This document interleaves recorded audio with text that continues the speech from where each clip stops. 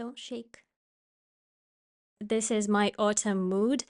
It's the beginning of November now. Usually I feel so depressed in November, but now I have this autumn colors, very bright, so I hope maybe it will raise your mood as well. Now I just thought I would really love to have some drink with pumpkin. Hi, it's Anya again, and welcome to my channel. In case you're new, I talk about my self-exploration journey here. At the moment, I'm going through a yoga teacher training. It's a 200-hour training. I talked about it in the previous video. Here, I would like to tell what I like and what doesn't really resonate with me in this training. I've been thinking if I should start with the things that don't resonate with me that much and then come to the good things.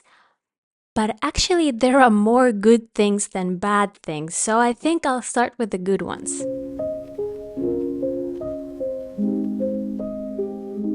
Connecting to what I really want is so important to me at this point of life where I'm trying to figure out the way. I have to try things out, but I'm not yet sure where to go. So in order for me to understand where to go, I have to know. No, I don't have to know. I have to feel what I like and what I don't like. And to be honest, I'm not really connected to my feelings on the level that I can tell if I clearly like or don't like something. And yoga, especially meditations, really helps me with that because I have a really strong rational part. Sometimes it's really difficult for me to understand what I feel in the moment. Therefore, meditating, doing poses, breathing and feeling, do I like it?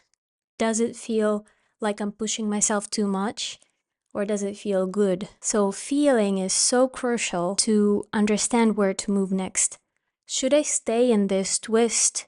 Or should I go further? Or should I release? So in yoga, you always ask yourself these questions, which makes you connected to your feelings, to your body, and to your mind. So everything works together for your own good. And that's how I want to operate in life as well. So yoga is a great playground to learn that. So that's my experience. And I already noticed that some of my decision making has started to be more intuitive. For example, I found parts of work that I like, and I just talked about those things in the office. People just wanted to help me. People were open, and then my work became more vibrant.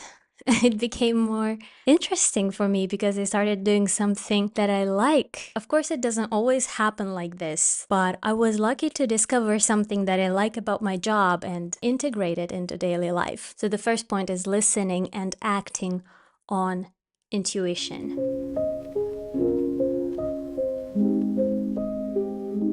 The second thing that I really like is that I learned about active meditation. Active meditation is something that was eye-opening to me. Active meditation was when you do visualizations with some movement together while you meditate. For example, when we're holding palms next to our ears on both sides, closing our eyes, we're imagining like we're holding the brain with all the thoughts, with all the minds. I am a very visual person, so I really like this kind of approach. So it really works for me so well when I know what I should imagine and then actually like touch it. And it's just amazing. And that's like a part of the mental centering meditation that we do. And it's been helping me so much to center my thoughts. The way it works is that you hold your brain with your hands and then you center them in the middle and then you take it down to your heart. So like you connect the mind to the heart, you offer the thoughts to the heart. So you cherish your inner intuition. For me, it works really well, but I also understand that maybe for some other people it wouldn't work as well because they are already very emotional and they have a lot of feelings and they are lacking rational part. There are also people like that. So maybe they would find something else useful in this training. I'm talking from my own experience. What I found useful someone else might find simple or unnecessary. I'm talking just from my own experience and just about the yoga school where I'm at, about the training that I'm going through, and of course, every school is different.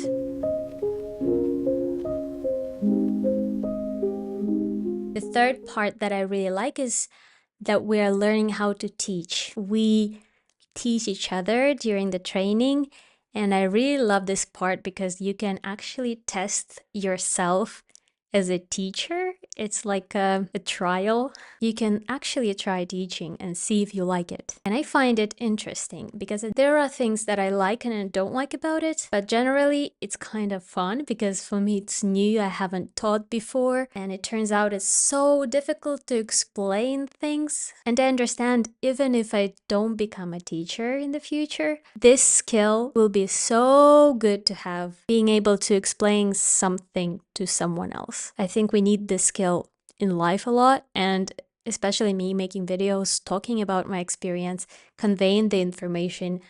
I really want to learn how to communicate better in the second language, in English. And I'm feeling like I'm transferring the knowledge, although it's a fake class, but still, it feels very good being able to give something to someone else. That's not what I do in my daily job, and I'm a programmer. I don't really give much. One task done, I'll take another one, deliver, take another one. It's like I don't feel like I'm giving anything to anyone directly, but while teaching, I get this feeling of giving and receiving feedback as well. So that's priceless.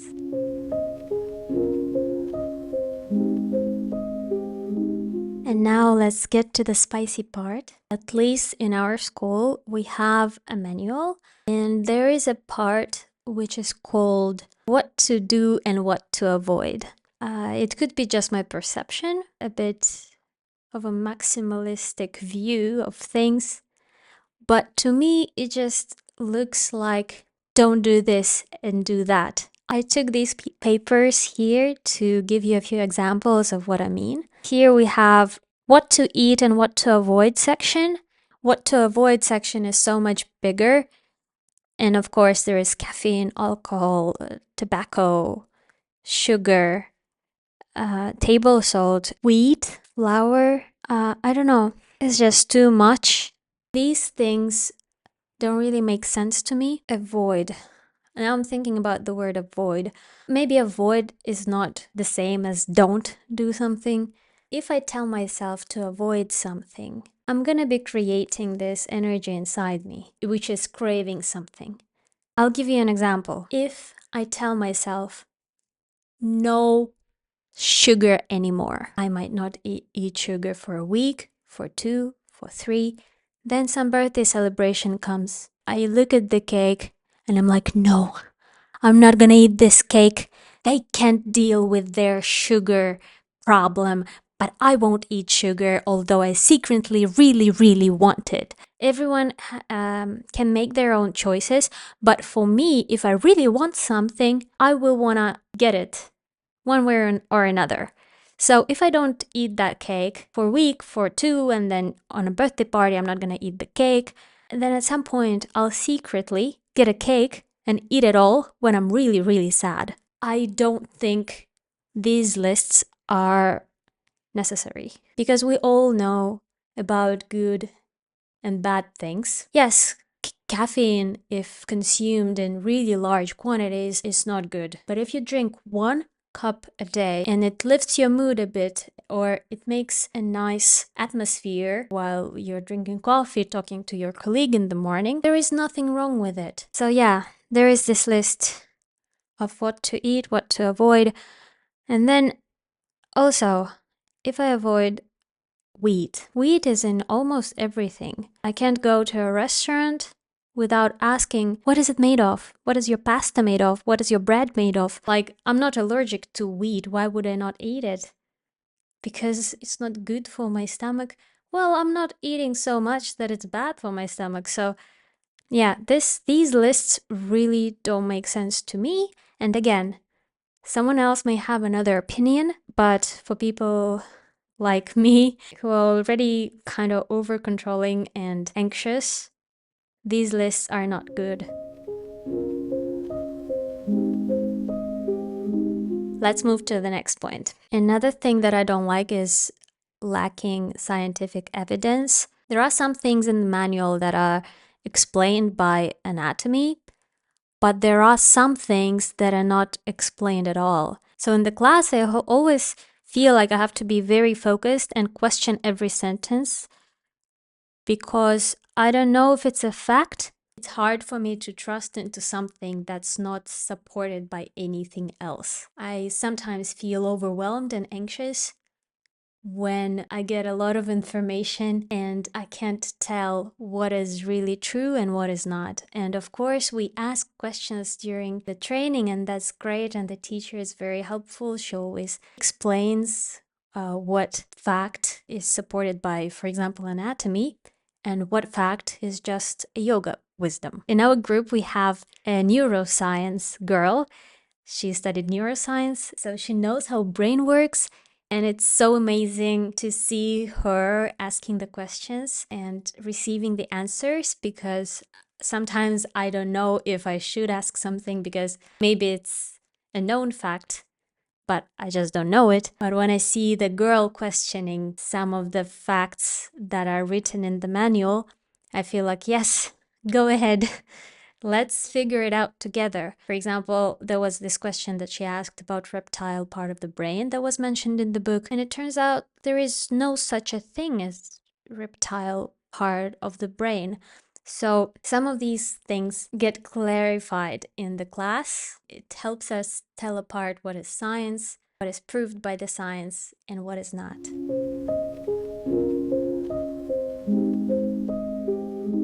There are some things in yoga philosophy which may cause avoidance of bad emotions, emotions marked as bad, trying to be nice to everybody. It is good to be nice to people. However, if you're not self-aware, you may do it in a non-healthy way, at least to my mind, because it's not healthy to suppress emotions to make someone else feel good. It's healthy to acknowledge your emotions, live through them, take action if needed. For example, hold a conversation with someone if there was actually a reason to it. If your boundaries were broken by someone else, you have to set them. You have to talk. You have to deal with it in a non-violent way. But I don't think I have a strong emotional intellect. I was talking earlier that sometimes it's hard for me to understand what I feel. I'm learning. So for me, it's not very healthy to think and focus on not showing my negative emotions, my negative parts, because that's something that I've been doing my whole life. And that's the reason why I can't feel sometimes what's happening inside me. So for me, it's the opposite, actually. I have to find the anger caused by, for example, broken boundaries. And then I know that I won't hit anyone. It's just not me. Like, it's not what I do. But I need to use this anger to talk to the person in a kind voice. I have to use this anger to give some feedback about something that I didn't like. So for me, avoiding bad emotions would negatively affect me.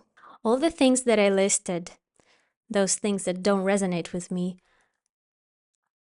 they are very personal, and I want to clarify it and highlight it once more because it's my own experience, it's my own perception, and not everyone would necessarily find it the same way. Not necessarily everyone would perceive it as something wrong.